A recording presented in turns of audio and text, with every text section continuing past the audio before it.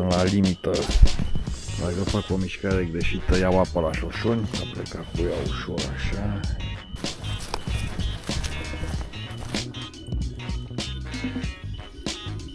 Nu ești atent aici, ați rupt picioarele.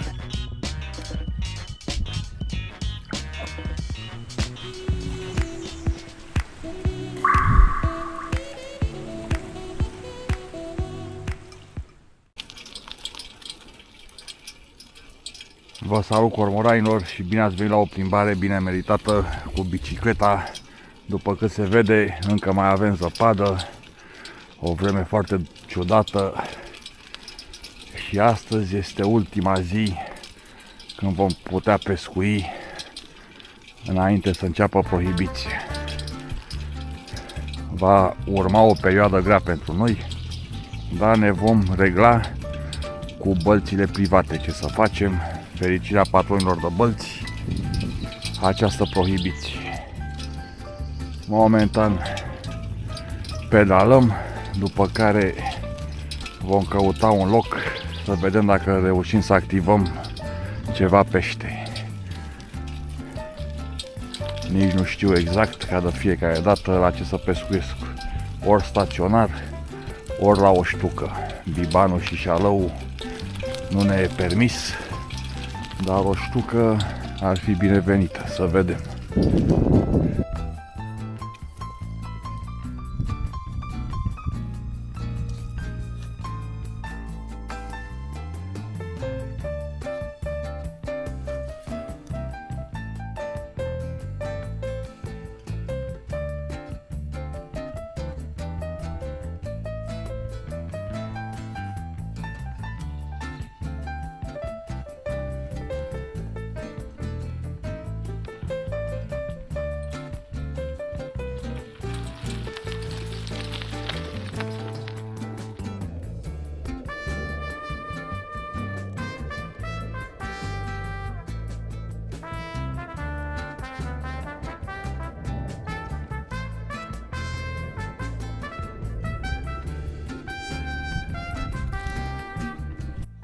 Ăsta va fi locul de joacă de azi.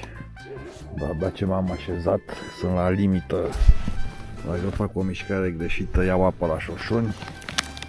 Îi fac repede puțină nadă, dar acum înainte cred că asta va fi nada pe care o voi folosi întotdeauna. Foarte bună, foarte prinzătoare. După ultima partidă am rămas plăcut surprins. Folosesc pentru prima oară, să vedem dacă e ce trebuie. Un cracan ăsta telescopic pentru vargă. Arată bine. Dacă e și util pe cum arată, întâia îl ai la mână aici frumos, altceva. Începem să devenim profi. Acum să colaboreze și peștele. Colaborează. Ia uite ce colaborează. Țârcovnicul din prima, așa. E bine, bă, băieți, e bine. Țâr, exact specia țintă. Mi-a fost mai prea lene după bicicleta aia ca să mai stau. Să dau din mâini după ștucă.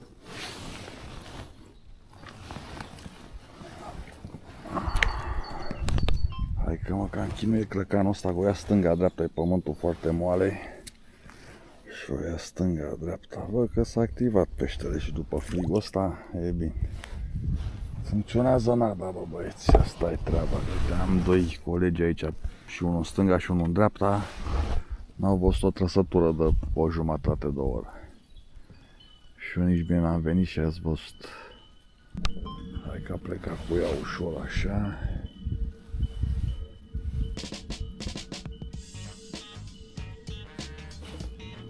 Am ratat-o, bici.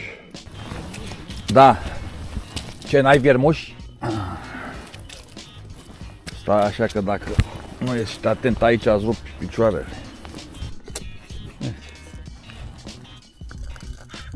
Gata, mulțumesc, e ideea. Mai să vrea să mănânci. Pe unde te mai duci? Mă duc purul la capăt.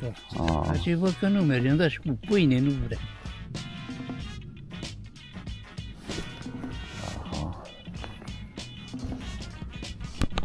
vreo 10 minute am stagnat, n-am mai vrut să tragă, l-am căutat la apă mai mică, la apă mare, deci n-am vrut nici așa, nici așa. Concluzia, umblă între ape. Am dat acum apa la vreo metru. Aici adâncimea totală e de vreo 1,80 m. Uite-l că a plecat cu domnule.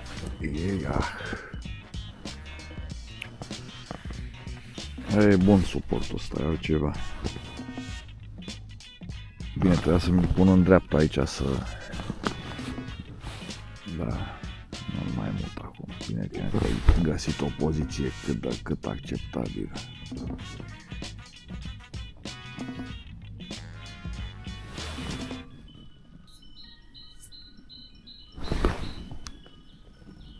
I-am schimbat și acul, i-am pus sac mic. I-am dat și 3 degete de nadă. Ar trebui să servească cum trebuie acum. Ia să-l vedem.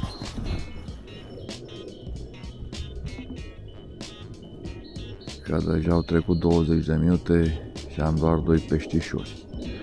Ce să faci? A venit din soarea asta, frigul ăsta, l-a dat peste cap și pe el. Trebuia să-ți rupă undița acum. Dacă nu venea frigul ăla, era frenezia. Și unde pui, că începe și prohibiția aia.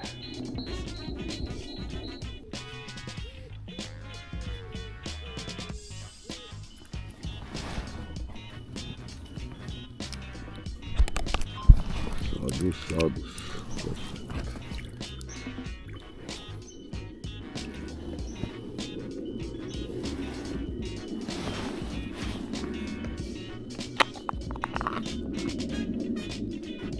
Mărăit în orice caz,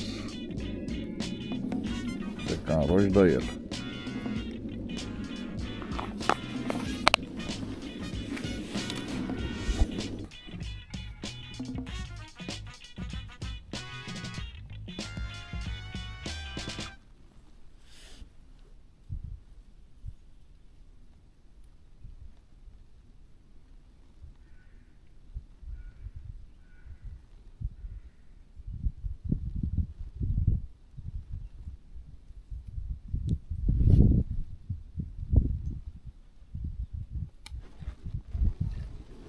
Alt oblete, dar nu știu, băi, cormoranilor, am mai trecut vreo 7 minute de la ultimul. Cred că mă mut până la urmă, mai bine că nu fac targetul aici nici de oblete. Mai bine caut eu o plătică mai în larg la un feeder, nici nu știu, hai că îi mai dau o șansă, 5 minute și vedem, s-ar putea să mă mut.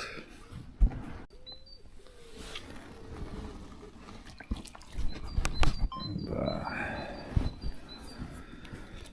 Balof și scupici, uite mă, și ăsta că tot aici, înainte să plec, trebuie să-i dau drumul în apă, să dau lemnele alea să poată să iasă în larg. Noi mergem la o plătică cel mai bine, e ora 3:30, mai avem timp, 2 ore, îl încercăm cu metod feeder și cu un coșuleț, poate. Oho, ce ești, mă? Iată, vorbeam de plătică, da? Iată și pe coană.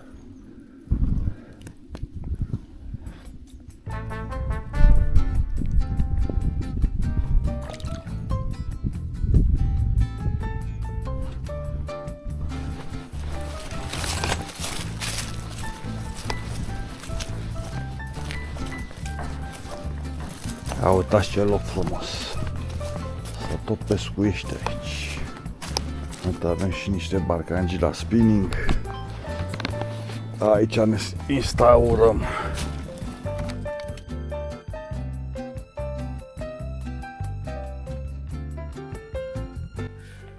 A, uite ce frumos.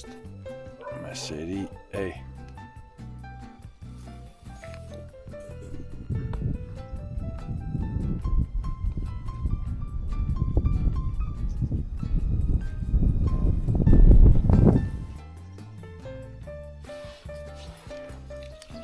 Uite ce trăsătură, bă, băieți. Da, cred că l-am ratat. Cred că l-am ratat de data asta. A, nu, e ceva mic. A, da. Babușcuța tocmai din larg, hai că-i culme. Dar îi place nada, bă, băieți. Îi place wild feeder-ul. Hai că-i mai dau repede 7-8 coșulețe și să vedem dacă mai păcălim câțiva. Hai să te liberăm repede, mă, bă, micuțo. Oricum, mulțumim tare mult că ai venit, ne-ai încurajat maxim. Sper să dau de plătică în zona aia acolo. Uite, a ciuruit.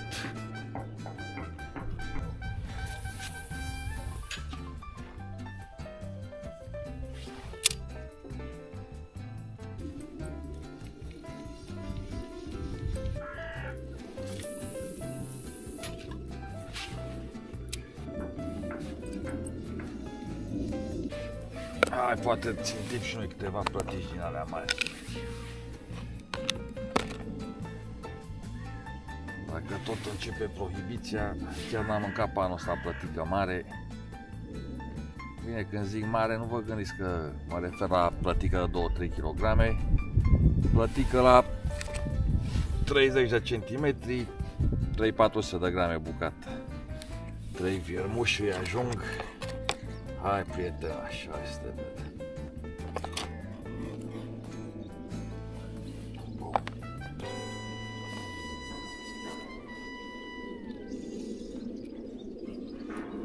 Bine că s-a oprit pagoba aia de vânt. Fix în casa lui acum.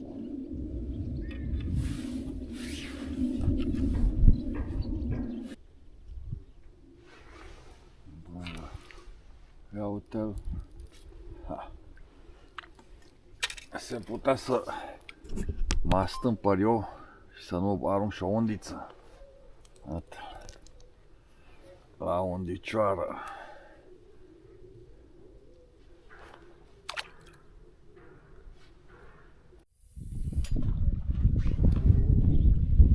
Bă, da, ce-o ia. N-ai timp la undiță, nu pot să cred. N-ai timp să arunci un feeder că trage la undiță, mai bine ca la înset.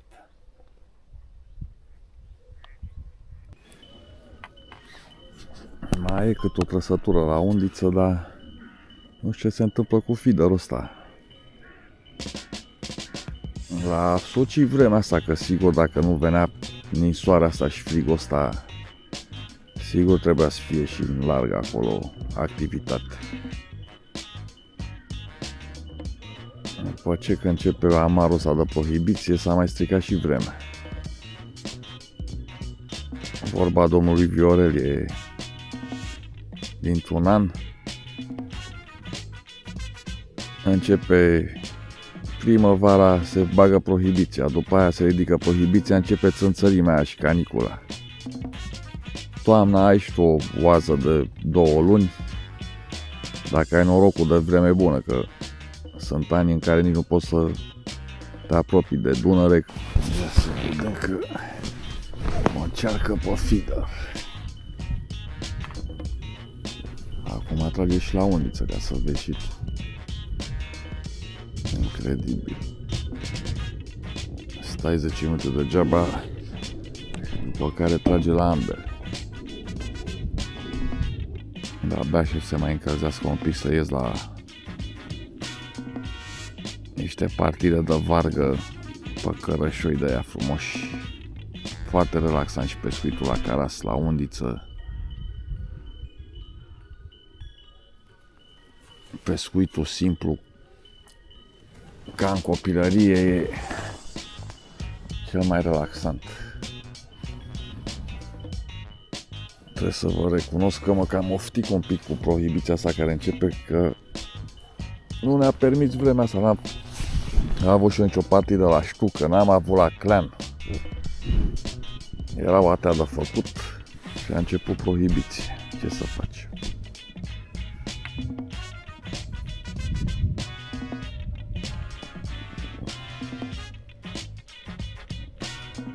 Membrilor Cormoran le voi lăsa și locația asta, cu toate că vă zic sincer că pe asta o țineam cam secret, dar acum na, dacă ei mă ajută, trebuie să-i ajut și eu pe ei. Voi face încă să mă exprim eu. Încă o categorie de membri. Am momentan două categorii. Cormoran și cormoran rapace. Pe cormoranul rapace îl consider practic un sponsor. Ia uite-l. Uite pe babușcuță. Da, cormoranul rapace e ca un sponsor. E o sumă mare, trebuie să recunosc. Nici nu mă aștept să se înghesuie careva. Dar totuși 1-2 dacă vor fi.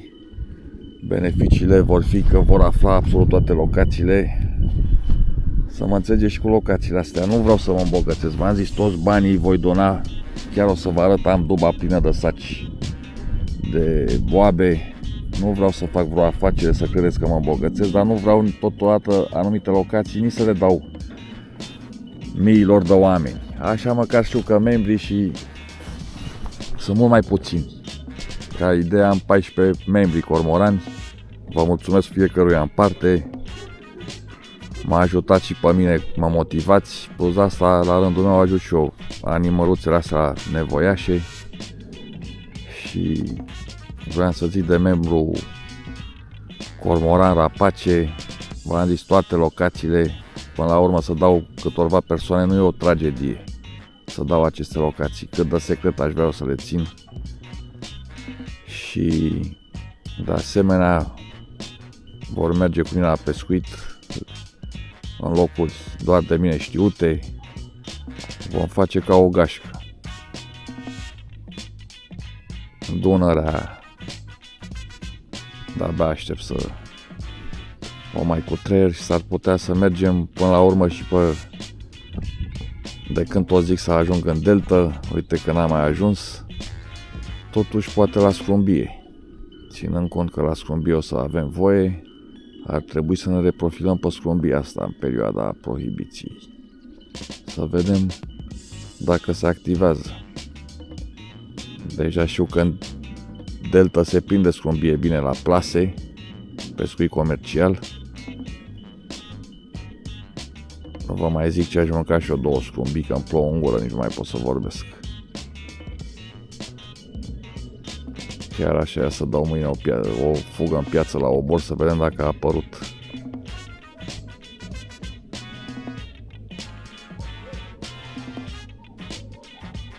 Și asta vă ziceam, o să mai fac o categorie de cormorani. Ceva de mijloc, dar nu știu cum să fac exact să fie toată lumea mulțumită. Cormoranii clasici vor afla locațiile după o săptămână, m-am gândit. Deci dacă postez azi, peste o săptămână va fi publicată locația respectivă. Va dura timp de o săptămână, după care cei din clasa de mijloc, cormorani mari, să le zicem, vor afla imediat, la fel și cormoranii rapace. După care vor dispărea după o perioadă și vor rămâne valabile doar pentru cormoranii rapace. Deci, practic, membrii noi nu vor avea acces la cele din urmă. Bineînțeles, acum dacă mă întrebați de cât o locație, nu o să o țin chiar așa de secret. Dar vă rog să mă înțelegeți și cu locațiile astea. Deja am văzut că am un oarecare rating, ca să-l numim așa. Se uită suficient de multă lume, câteva mii de oameni. Și parcă nu îmi vine să dau toate locațiile astea chiar tuturor, după aia să nu mai ai loc. Uite, pe canalele astea pe unde pescuiesc prin zonă pe aici, sunt 3-4 locuri mari și late. Vă dați seama, dacă află 1000 de oameni și vin câte 2 în fiecare zi sau în fiecare weekend, practic nu o să mai avem loc să pescuim pe acolo. Înțelegeți ce zic? Mai vine și omul poate degeaba, de la mama naibii, poate câteva zeci de kilometri să găsească locuri ocupate. Dar nici nu vreau să le dau la toată lumea. Plus de asta m-a ajutat și pe mine să facem un bine împreună și să hrănim niște animale. Sper să mă înțelegeți. Câțiva dintre voi mi-au comentat că noi ceilalți ce facem? Ne uităm ca proștii? Nu consider așa. Până la urmă te uiți să te relaxezi la pescuit. Eu personal de-aia mă uit la, de exemplu, mă uit la foarte mult în Japonia. Doar nu mă uit ca să aflu vreo locație. Mă uit pur și simplu pentru tehnicile alea de pescuit, pentru locuri și așa mai departe.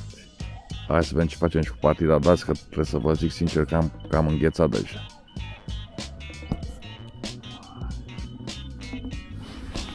Uite ce face, bă. Oh! Asta era ceva frumos.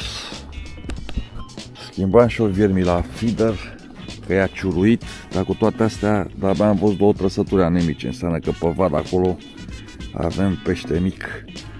Dar ce frumos era ăsta la undiță. Am ratat, asta e. Când faci 7 lucruri deodată, asta se întâmplă. Ia să dau și pe asta.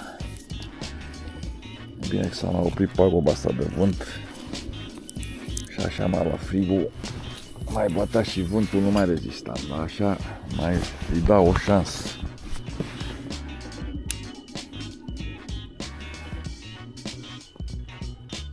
Ce plătiși prindeam în copilărie pe aici, nici nu vă vine să credeți. Și tot în locul ăsta am avut primele mele ștuci, două.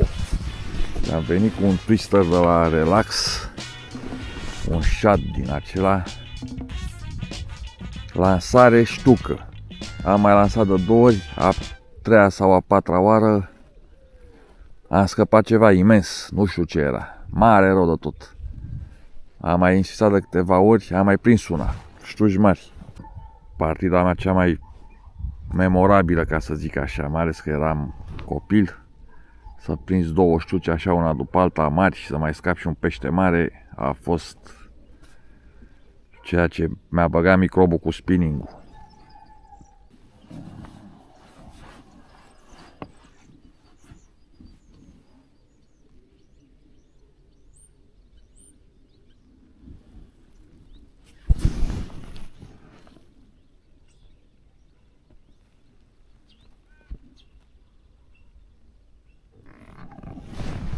Uite-l cum pleacă banditul.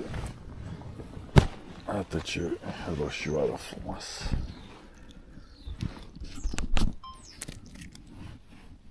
Am avut și o trăsătură la feeder mai devreme. Uite că e pe ea și la feeder. Haide, mă. Legăm așa unul după altul. A fost frumoasă și depune țiclele. Hai, mă, te luăm și la feeder.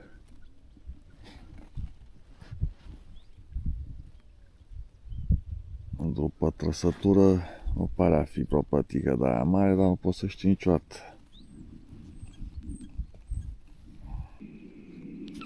Uite, mă, ce face, băi, băieți. Bă, dar numai talia asta și specia asta.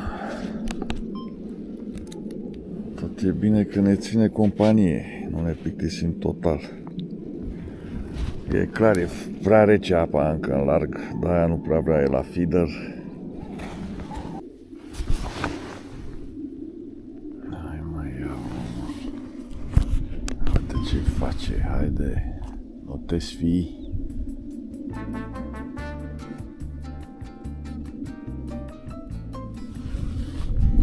Pui mâna pe lansetă, nu mai trage peștele. Te relaxezi un pic, începe să tragă, parcă te vede. Am avut partide și cu 100 și ceva de plătici, dar la 6 dimineața, de la 6 până la 9, exact când asta în toiul verii, iunie, iulie, nici nu mai știu, poate chiar spre august. Cum începea soarele să ardă, stagnare totală. Dacă erai pe la 5:30-6, îl zăpăceai. Să mai fii inspirat să-i dai și nadă cu o zi înainte, seara, găseai vadul deja făcut. Nu vrea, bă, băiete, să se hotărască. Oho, oho. Hai că l-am luat și la feeder și nu pare chiar brichetar ca mai devreme. Ia să vedem. Ba da, adică cât de cât. Cât de cât o plăticuță frumușică, nici ca palma, dar e binevenită. Unde sunt, mă, mătușile tale? Hai, du-te și fă-te mare! Ia uitați, frate, băi, incredibil, ce frumos plecase cu ea. Eram cu mâna pe feederul ăsta să-l strâng și ce frumos plecase cu ea. A stat cu ea, cred că 20 de secunde.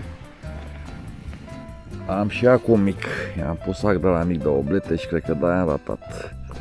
Ăsta părea zdravă, îmi părea pește destul de frumos, după cum l-am simțit. Asta e șansa lui. Cred că asta a fost ultima strigare, l-am ratat și pe ăsta la undiță. Hai să-i lăsăm nada să se bucure și el.